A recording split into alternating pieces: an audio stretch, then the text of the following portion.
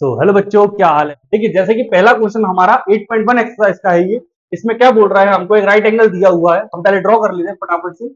एक ये right angle triangle हमने बना लिया है, ठीक है, जिसमें हमको उसने कहा ये एंगल ए, ये बी और ये सी अपन को दिया हुआ है। और इसमें एक चीज और उसने बता दी बेटा, हमको ए बी बोला है 24 एंड बीसी बोला है जो ये वाली साइड है वो हमारी 7 सेंटीमीटर है। इसका मतलब बेटा ये जो हमारा बेस है वो हमारा 24 है और ये जो हमारा परपेंडिकुलर है ये हमारा 7 सेंटीमीटर का है। तो आपको एक चीज समझ में आ गई, बेस और परपेंडिकुलर आपके पास है तो आपको क्या निकालना है बेटा, हाइपोटेनियस निकालना है।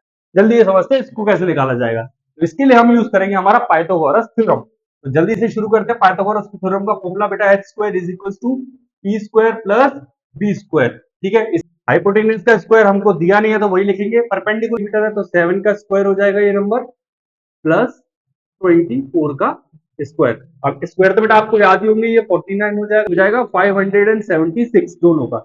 इन दोनों को ऐड करोगे तो बेटा h का स्क्वायर निकल के आ जाएगा हमारा 620।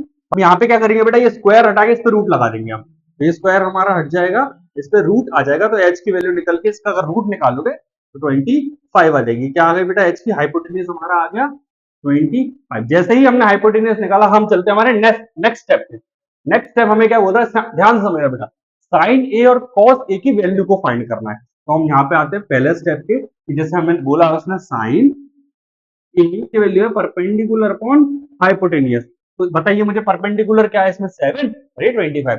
तो पहला वाला आंसर आ गया 7/25। बताइए कोई इसमें दिक्कत। दूसरी हमको बोली कॉस ए की value find base upon hypotenuse. क्या है वैल्यू हमारी, बेस अपॉन हाइपोटेनियस। दोनों की वैल्यू हमने डाली इसके अंदर। तो बेस इस बार 24/25 निकाली बेटा हमने। ये हमारा पहला स्टेप हो गया। अब अपन निकालेंगे हमारा नेक्स्ट स्टेप।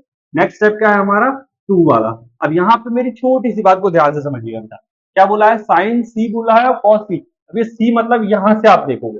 अब मेरी बात को आप समझना बेटा, देखो अभी हम साइन ए कर रहे थे, मतलब हमारा एंगल ये वाला था, ठीक है। बट दूसरे क्वेश्चन में हमारा एंगल बदल गया। अब मेरी बात याद रखना बेटा, एंगल का मतलब ये होता है अगर यहां से आप देखोगे ये आपका परपेंडिकुलर है, ये आपका बेस है। लेकिन एंगल सी में ये डायग्राम थोड़ा सा टेढ़ा हो जाता है और यहां से आप देखोगे तो ये वाला आपका परपेंडिकुलर हो जाएगा, ये आपका बेस हो जाएगा।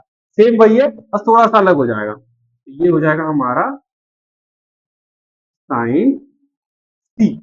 साइन सी की वैल्यू क्या है, वही पी अपॉन एच। लेकिन इस बार पी साइन का ये वाला हो जाएगा 24/7, अपोजिट हो जाएगा। ऐसा ही साइन कॉस का करेंगे अपन। कॉस का करेंगे तो कॉस सी का क्या वैल्यू आएगी, ये हो जाएगी इसकी अपोजिट। क्या हो जाएगी हमारा 25/24।